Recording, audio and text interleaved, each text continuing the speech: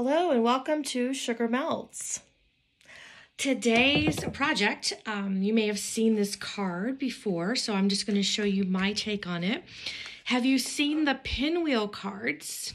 These are so fun, and I know I say this all the time, but these are so easy. The Pinwheel card, when you look down on it, looks like a child's toy. So that's what we're going to make today. The way this card works is you just keep flipping it, and you just keep seeing beautiful images, stamps, DSP, messages, die cuts. It's just screaming for a lot of the paper that you have that either you just have scraps left or you've just never known what to do with it because some images, frankly, you may love them, but they just may not really be your style, or they may be really strong images dominating the page and you don't just want a card with a piece of DSP on there. So you have to cut it up, but how do you go about that? As you can see, I've made a lot of these Pinwheel cards.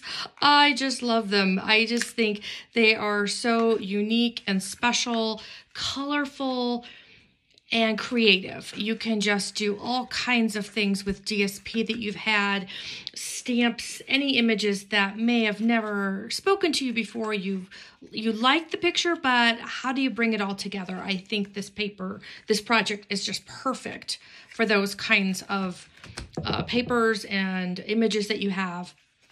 I have used butterfly paper. I've made numerous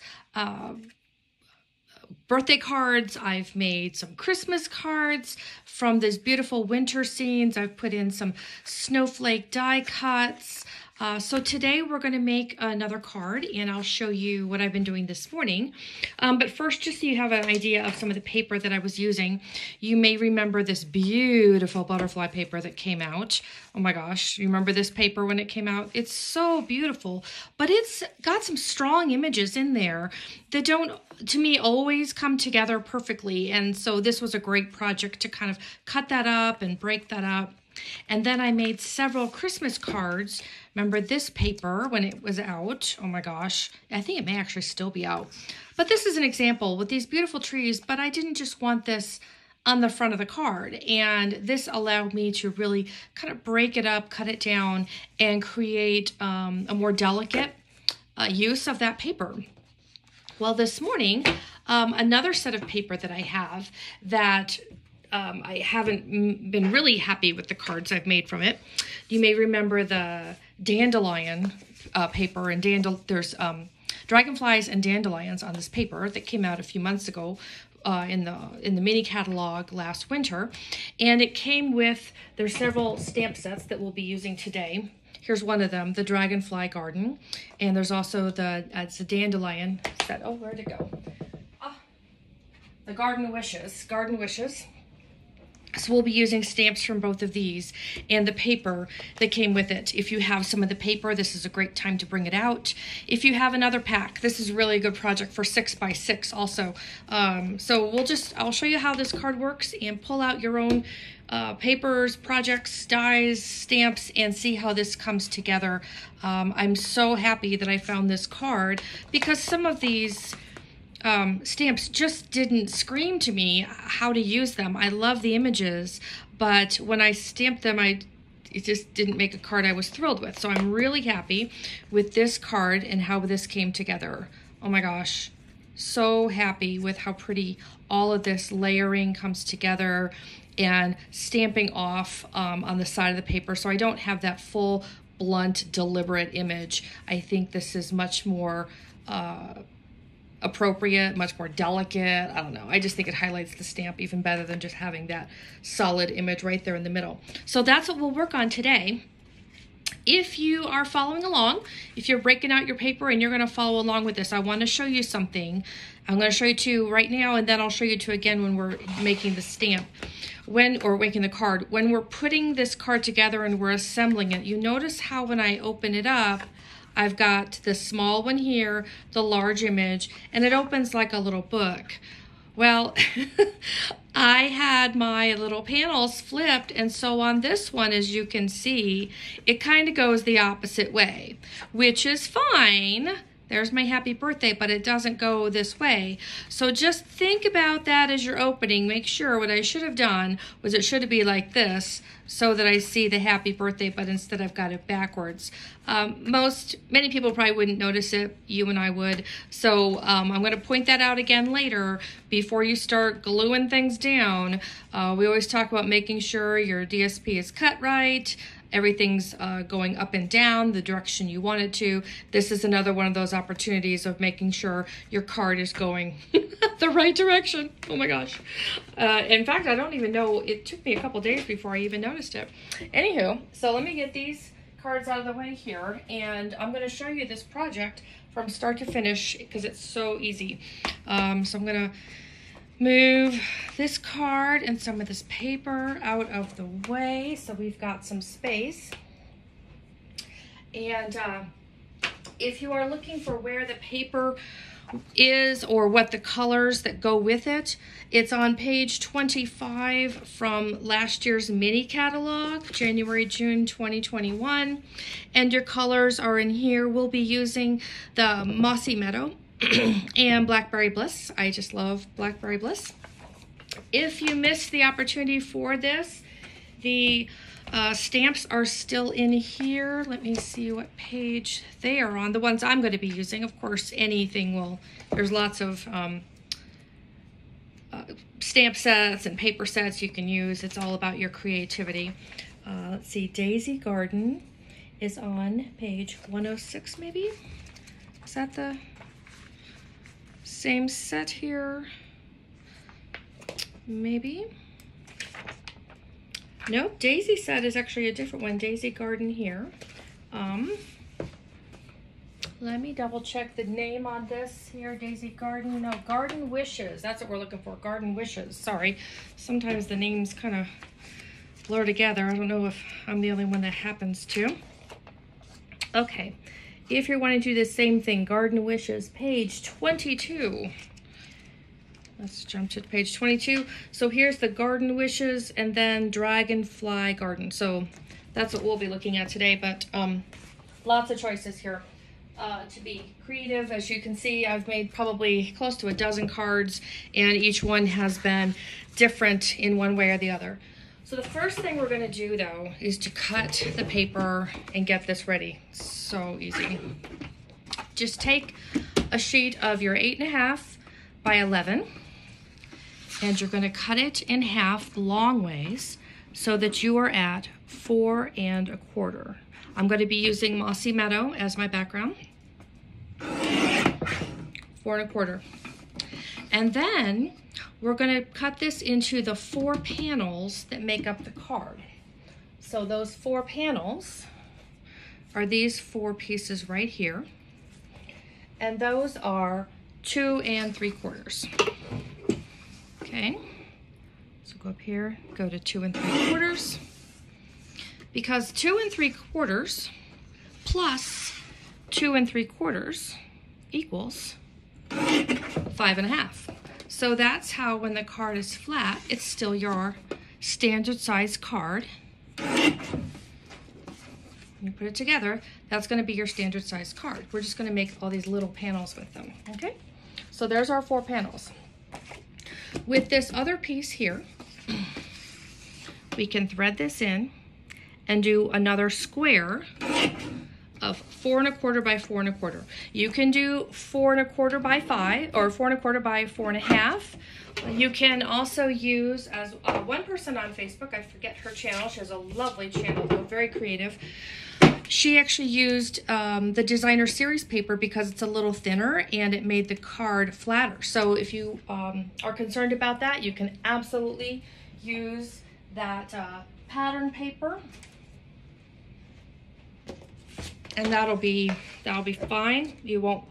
It'll actually be really pretty when you look down on top of the card. You'll see in and see that pattern, so that would be very nice. So here's our 4 1/4 by 4 1/4. Just go down, score at 1, score at 2, score at 3, and then score at 4. Easy peasy. All done with that. Okay. And then get our bone folder out. go. 2, 3, and then our last little bit here, 4. So because this is basically 1 inch, 2 inch, 3 inch, 4 inch, and 1/4 inch, if you were to fold this in half, you'd only have this little tab left. So what will happen is when we shift this and we put the adhesive on this 1/4 inch, fold this down, that's going to seal and make that square in the center. Super easy. Okay, let me get a little bit of scrap paper here so I don't get glue on everything. Okay, just going to get a little bit of glue here. Am I out? Nope. There. It's not rolling for some reason. There we go. Probably not rolling because the camera's on. That's generally what happens. Okay, and then press and seal. And now you've got your square. Super easy. So the first thing I do is I glue my panels on because I want to give them a little, just a minute or two to seal really good. And I do use glue on this. So if you have your silicone mat, grab your silicone mat. This is a great opportunity just to glue everything and make sure your surface stays clean. Okay, so these, as you remember, are 4 1/4 by 2 3/4. So everything going inward on your panel, either bring it in by 1/8 of an inch on either side or 1/4 of an inch on either side. And that will always keep the mat going in forward and even on all sides. But we'll do some other things as you saw on this one. So I brought them in each by 1/4 of an inch. But on this panel, I just got a little creative and made some edging and did things a little bit differently. So you can do, you know, all kinds of creative things. Okay, so let's go ahead and start the gluing process. Yay, we're already gluing. Very exciting. Okay, so this goes so fast. Oh my gosh, I just can't believe how pretty the card is and how fast it goes. So just get that first panel on there. And then I generally flip it over and do this other panel.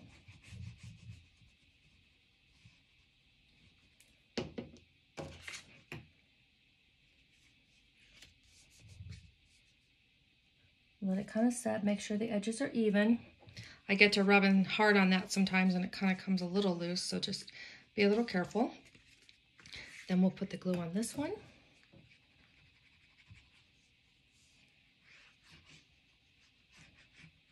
This project though, because, well, especially with me using the cardstock for that center pinwheel, I don't use a lot of, I haven't actually used any ribbon or dimensionals, anything that pops up, because the card is already it's a thick card.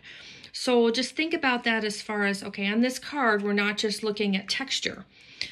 We have to look at other ways of making this card stand out and be unique and creative. Along with the use of a lot of the Christmas paper that I have, because you know, these are Christmas cards are the ones that end up on the mantle, right? So we want, that's beautiful that it's a pop-up, that it stands up. So it's great for those. It's great for birthday cards. To me, it's kind of celebratory that it pops up. Another one of the cards that I made that I showed you actually is for going away for somebody at work, because those cards often have multiple people that sign the card, like bring the card to the desk and everybody signs the card that day. This way you've got multiple panels where people can sign. So it's a really nice card for that kind of occasion also. Okay, so we've got the basics of our pinwheel put together. Check that out. It's like almost done. Now we just have the fun part of decorating. So what I'm going to use, I mentioned the Blackberry Bliss. So this is 4 1/4 by 2 3/4. So I'm going to bring in my mat. I'm going to do a mat. I don't always, but I did in this one. So this instead will be 4 inches by 2 1/2. That brings it in by 1/4. And then this is going to be 3 3/4 by 2 1/4. Okay. And then on the side panels, This is 1 3/4. So this is going to be 1.5 by 4. And then, where's my little panels here? This will be 1 1/4 by, where are we at? 3 3/4. I think that's right. So that's, and it's, have a notepad, write them down, just bring them each in either by 1/8 or by 1/4 of an inch, whichever one you like. And then I've got some scraps of white paper. We'll do some stamping, and I don't know. We're making it up as we go, right? Making it up as we go. So I'm going to go ahead though, and I'll glue all my mats down, because I know I'm going to do that on every panel. The order they go in, what that looks like all the way through. Well, time will tell. Time will tell. So here we go. Put that one down. These just make really pretty fast cards for lots of occasions, lots of uses. I just thought this paper this morning, I was like, oh my gosh, what a perfect use for this. It's really strong paper that has a lot of expression to it, and I just wanted to make sure that it didn't overwhelm the card, that pattern, and I'm just really happy with how this project has turned out today. So, been meaning to make this video for a while. We made an offer on a house the other day, so we've been a little distracted. So we're just a couple of weeks away from closing. So what am I doing? I'm, of course, down here with you making cards.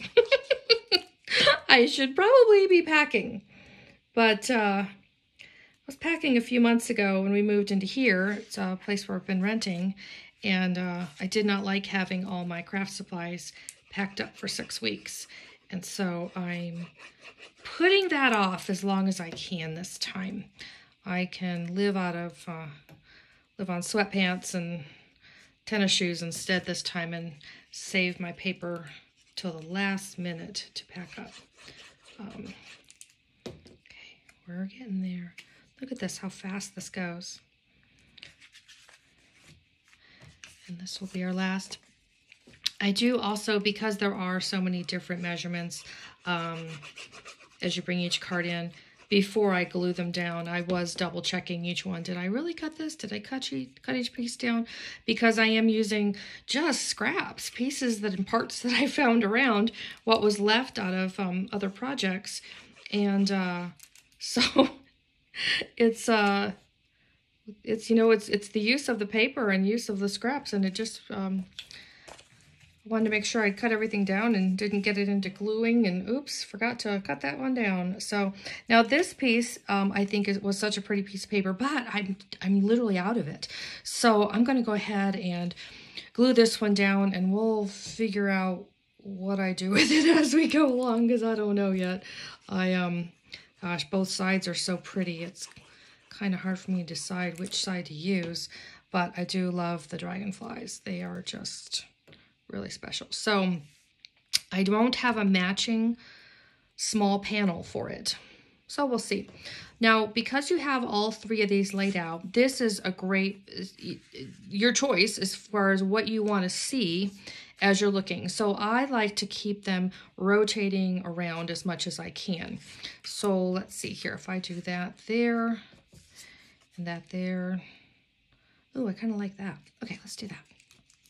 So just think about how you want to place them in order. But that's why, when I start this, I'm never fully sure where it's going to end up each time. It just kind of has a place of its own here. I have been trying to get the panels on the opposite sides of the card as I go through this. I'll show you what I mean. For example, here I've got this polka dot on the larger of the panels. So what I've been doing is then going to the far panel and putting the smaller one. So I'll put that here just to make sure I don't end up with 2 that are right next to each other that look alike. So I've been trying to do that. So far, haven't made that mistake. Oh, but this is that part I was telling you about again, where you want to probably, I would think most people wanted to open like this. If I hadn't been paying attention, you can see how the card would have been backwards. So just pay attention that as you're opening the book, which direction you want everything to flow in. So then I've got this purple and white dandelion. I'm going to put that one on this opposite side. I think I am, unless I may want this one to go opposite. Maybe this time I'll just do it differently. This time I'm just going to be different. Get some dandelions on here. And the other thing I was doing, because I wanted to highlight this blackberry paper, when there's only the one dragonfly on here that's purple, I was chopping it up in such a way to make sure that I was capturing that. So even if your paper, along with being directional, you want to look at the images and what image on there before you just kind of start going crazy. You may want to try and focus in. If you've got enough paper to do that, you can kind of just trim it in such a way to highlight that. So then I've got this little piece here. Oh, that'll be perfect. So he can go right there. Okay, perfect. Yay. Okay. So then we'll see what we have left to fill in here. They should have at least one small panel, and that's okay. That's why I've got the white paper that we can stamp some images on and highlight that. But you can see kind of where this card's going. So yep, we've just got this one little piece here. Otherwise, oh my gosh, it's like the paper was made for this design card. So there's the basis of your Pinwheel card. And then I'm just going to be doing some stamping on these scraps here. So let me get out a sheet of scrap paper. Move the glue for a minute. Got my Blackberry Bliss, and I've got a couple of images here from those different stamp sets we talked about. Let's get all of this stuff in here. I don't think I'm going to do a sentiment necessarily. I'm just going to, you know, maybe write one in when I use this card. Okay, so this one looks like it just about fits in that panel there. So I will, let's do the big image on that. Okay, let's see. Haven't used this Blackberry for a while. When I have a stamp that's larger than the ink, for those of you who are maybe new to stamping, it helps. It can be a little easier to flip the ink pad upside down instead of trying to cover the image with the stamp. You can keep the edges a little cleaner, and you have a better control of covering all of the stamp if you're just moving the ink pad. Okay, so we got that on there, plenty. And then let's just go and see what happens when I do like that. Okay, let's get that nice and sealed. Ooh, that's pretty. There we go. So we'll glue that one down somewhere. And then I have this other image of the dandelion. And this is, again, it's a really strong image. It can easily overpower the front page of a card. So I like to do this kind of stamping off the edge just so you get part of that image, not quite so overwhelming. And that leaves plenty of room then to write a message, write a sentiment. And then there are these little butterflies. Oh my gosh, they're so pretty. Let's see which way the stamp goes. If you're not sure when you're stamping, just make sure you're holding it correctly. Stamp it down on a piece of paper. Otherwise, you know, you don't want to waste your good paper there. There we go. Super cute. Oh my gosh. Maybe a few more down at the bottom. Cute. Okay. Wow. See how fast this card comes together? Oh my gosh, now you can see how I ended up making, oops, sorry, didn't mean to bump the camera, my bad. Well, I have made so many of these cards. Oh my gosh, so cute. So, I'm gonna take this one here, and I do love this glue. I tried another glue for a while, but I wasn't quite as happy with how the cards turned out. So even though this glue is smaller in the size of the bottle, I do like it a lot better. And so then I have my choice of where I want this one to go. This one might be a really pretty place for it. This is kind of a busy page, so that would tone that down. There's not a lot going on this page though. I think this will go here. So again, you can see it's a thicker card, but it still comes out to be your standard size card. Your 5.5 by 4.25. But because you've got so many pieces of paper here coming together, using a thinner piece like of designer series paper in the middle can reduce some of that bulk. Also, being careful of the dimensionals and elevation that you add to the card. You'll see I don't have any ribbon on here. I have put some die cuts on some. I didn't on this one yet, though I might. But even just like this is such a pretty card. Whichever way they open it, wherever I decide to put my message, it's just so pretty. Oh my gosh. Really love this. So anyway, hope you enjoyed this. This is how you make a pinwheel card. Lots of opportunity here for creativity, for using those scraps. Don't throw them out. There's always a way to use them and incorporate them and take advantage of it. You know, and just to highlight how pretty they are for those who you care about, those who you love, making your card an actual part of the gift. So not just to introduce a gift, but the card is often the gift itself. So hope you enjoyed this video. I hope you're having a wonderful weekend, and we'll talk soon. Bye.